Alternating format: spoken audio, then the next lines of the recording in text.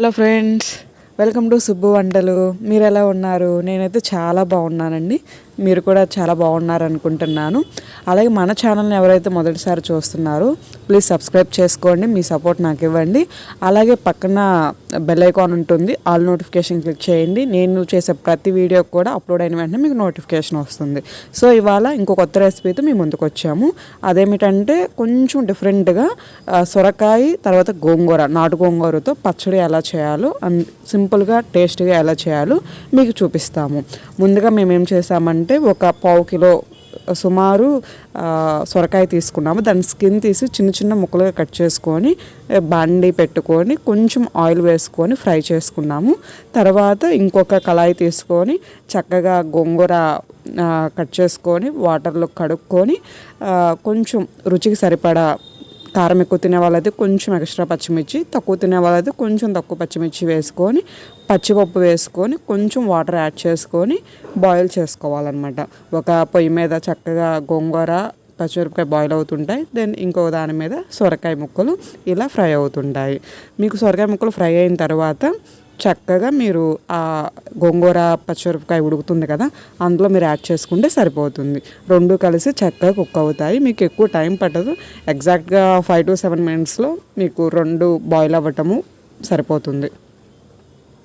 చూసారు కదా, సొరకాయ, గోంగూర, పచ్చిమిర్చి, పచ్చిపప్పు 4 కూడా చాలా చక్కగా పర్ఫెక్ట్గా కుక్ అయ్యాయి.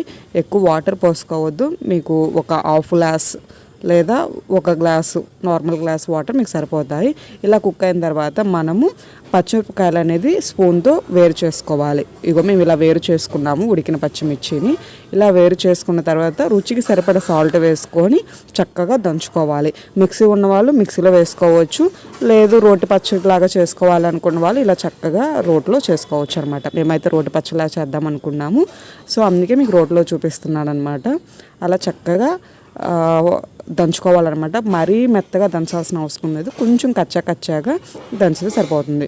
కొంచెం అల్లం ముక్కలు శుభ్రంగా కడిగి తరిమి పెట్టుకున్న అల్లం ముక్కలు, వెల్లుల్లి 4 రెబ్బలు, కొత్తిమీర, పుదీనా మీరు వేసుకుంటే సరిపోతుంది. అలాగే కరివేపాకు ఇవి చక్కగా వేసుకొని ఆ పచ్చిమిర్చిని కచ్చాగా మీరు దంచుకోవాలి. చూస్తున్నారుగా వీడియోలో ఎలా చూపిస్తున్నాం అలా దంచుకోండి. మిక్సీ వేసుకున్నా సరే కొంచెం కచ్చాగా వేసుకోవాలి. వాటర్ ఎక్కడ యాడ్ చేయాల్సిన అవసరం లేదు. మీకు ఏదైతే తేమ ఉందో ఆ తేమ సరిపోతుంది అనమాట మీకు దంచుకోవడానికి. ఇప్పుడు ముందుగా మనం ఉడికించి పెట్టుకున్నాం కదా గోంగూర, తర్వాత పచ్చిపప్పు, ఆ 2 మెత్తగా ఉడికిపోయాయి కదా, దాన్ని ఇప్పుడు దీంట్లోకి యాడ్ చేసుకుందాం అనమాట. యాడ్ చేసుకొని ఇంకొంచెం మెత్తగా రుబ్బుకుంటే సరిపోతుంది. అదే మిక్సీ అయితే మీరు వాటర్ అంతా తీసేసుకొని ఏమన్నా వాటర్ ఎక్సెస్ వాటర్ ఉంటే కనుక ఆ వాటర్ అనేది చక్కగా ఉంచుకొని మిక్సీలో వేసుకొని పచ్చిమిర్చి ఇవి 2 మిక్సీ వేసుకుంటే సరిపోతుంది. సో ఫ్రెండ్స్, నేను మరొకసారి గుర్తు చేస్తున్నాను, మన ఛానల్ని ఎవరైతే మొదటిసారి చూస్తున్నారో ప్లీజ్ సబ్స్క్రైబ్ చేసుకోండి. బెల్ ఐకాన్ ఉంటుంది, క్లిక్ చేయండి. ఆల్ నోటిఫికేషన్స్ అనే ఆప్షన్ క్లిక్ చేయండి. మేము అప్లోడ్ చేసే ప్రతి వీడియో మీకు నోటిఫికేషన్ వస్తుంది. మీకు ఈ వీడియో నచ్చినట్లయితే ప్లీజ్ సబ్స్క్రైబ్ చేసుకోండి.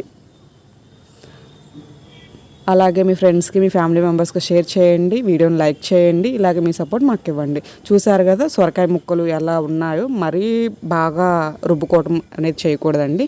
కొంచెమే దంచుకోవటం, రుబ్బుకోవటం అనేది చేయాలి. లేదా మిక్సీ వేసుకున్నా సరే లైట్గా కచ్చాగా వేసుకోవాలి. మనకి ఆ సొరకాయ ముక్కలు, ఆ పచ్చిమిర్చి అనేది కచ్చాగా తగులుతుంటే చాలా బాగుంటుంది.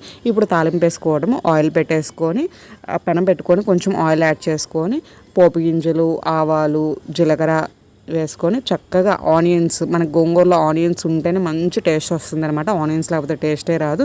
సో చిన్న ముక్కలు కట్ చేసుకొని ఆనియన్స్, కొత్తిమీర, పుదీనా వేసుకోవాలి. బాగా ఫ్రై చేసుకోవాల్సిన అవసరం లేదండి. ఆనియన్స్ అనేవి బాగా ఉడకకూడదు, లైట్గా ఉడకనివ్వాలన్నమాట అంతే. అదే అలా లైట్గా ఉడికితేనే మనకి గోంగూర టేస్ట్ అనేది ఉంటుంది. సో లైట్గా ఉడికిన తర్వాత ఇలా మొత్తం గోంగూర వేసుకొని అలా తిప్పేసుకోండి. 2 minutes మీరు మూత పెట్టుకొని కవర్ చేసుకొని 2 minutes తర్వాత చూస్తే ఎక్కడైనా పచ్చివాసన ఉంటే కనుక పచ్చివాసన కూడా పోయి చాలా ఎమ్మీగా, చాలా టేస్టీగా ఉంటుంది. వేడి అన్నంలో ఈ పచ్చడి వేసుకొని చక్కగా నెయ్యి వేసుకొని తింటుంటే అస్సలు ఇంకా ఏ కూర కూడా సరిపోదన్నమాట, అంత టేస్టీగా ఉంటుంది. చాలా సింపుల్గా ఈ రెసిపీ చేసుకోవచ్చు. వంట రాని వారు కూడా ట్రై చేయొచ్చు అనమాట, అంత సింపుల్గా ఉంటుంది. సో ప్లీజ్ ఫ్రెండ్స్ మీరు ట్రై చేయండి. ట్రై చేసి కామెంట్ సెక్షన్లో కామెంట్ చేయండి ఎలా ఉంది ఏంటి అన్నది. దీని కాంబినేషన్లో మీరు పచ్చిగా ఆనియన్ తింటే కనుక పచ్చి ఆనియన్ కట్ చేసుకొని ఆ రైస్లో పెట్టుకొని ఈ పచ్చడి కాంబినేషన్లో తింటే చాలా బాగుంటుంది. మేమైతే చాలా ఇష్టంగా తింటాము. సో మీరు కూడా ట్రై చేయండి. ట్రై చేసి ఎలా ఉంది ఏంటి అన్నది నాకు కామెంట్లో పెట్టండి. నేను డెఫినెట్గా మీకు రిప్లై ఇస్తాను. ఇలాగే మంచి వంటకాలతో మీ ముందుకు వస్తాను. Bye friends.